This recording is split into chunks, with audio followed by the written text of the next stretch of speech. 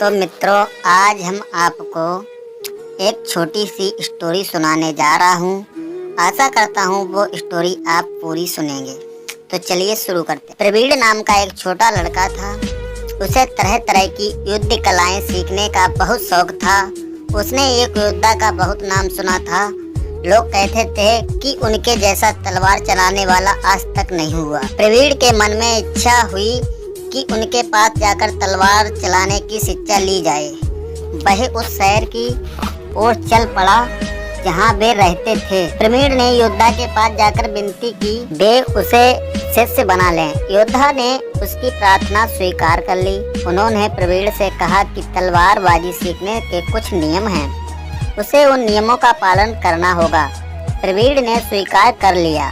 अगले दिन से योद्धा ने उसे समझा दिया कि उसे घर के क्या क्या काम करने होंगे। प्रवीण सुबह से शाम तक सफाई, झाड़ पोछ, कपड़े धोना, बर्तन साफ करना, यही सब किया करता था। ऐसा करते हुए काफी दिन बीत गए, लेकिन योद्धा ने तलवारबाजी सिखाने का नाम तक नहीं लिया।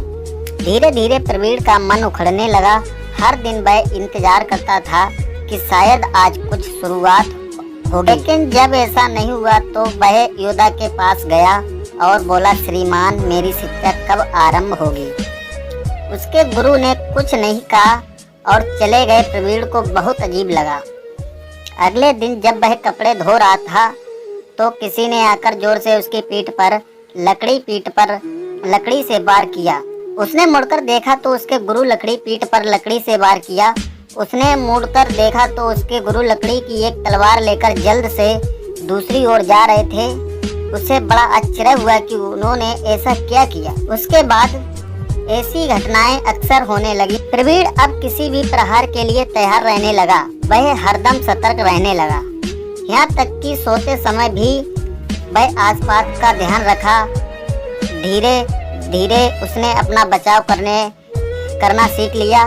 एक दिन गुरुजी तन्मयता से कुछ लिखने में व्यस्त थे। प्रवीण के मन में एक अजीब ख्याल आया। वह गुरु पर वार करने के लिए उनकी ओर दबे पांव गया। वह देखना चाहता था कि वे किस प्रकार से अपना बचाव करते हैं। उसने तलवार उठाई और जोर का एक प्रहार किया, लेकिन उसके गुरु हर पल इस तरह के प्रहार से बचने के लिए तैयार थे। उनके पास एक ढाल रखी थी। उन्होंने तुरंत वह ढाल उठाई और अपने प्रहार से बचा लिया। प्रवीण आश्चर्य से देखने लगा कि उसने अपने बचाव की एक नई विधि सीख ली थी। उसने गुरु से कहा, श्रीमान, मैं समझ गया हूँ कि मेरी शिक्षा आरंभ हो चुकी है। योद्धा ने कहा, हाँ पुत्र, अच्छा तलवारबाज होने का मतलब यही नहीं है कि वह अपने प्रतिद्वंदी से अच्छी तलवार घुमाए, बल्कि सबसे ज्यादा महत्वपूर्ण है आत्मरक्षा, यानी कि किसी भी प्रहार से अपनी रक्षा करना। हमें सामने वाले के विचारों को पढ़ना आना चाहिए। प्रवीण ने काफी दिनों तक मन लगाकर शिक्षा ग्रहण की और तलवारबाजी में प्रवीण होकर अपने देश की सेवा की। तो मित्रों, कैसी आपको ये हमारी कहानी लगी, कमेंट बॉक्स में जरूर बताएं। Thanks for watching. मिलते हैं अगली वीडियो के साथ।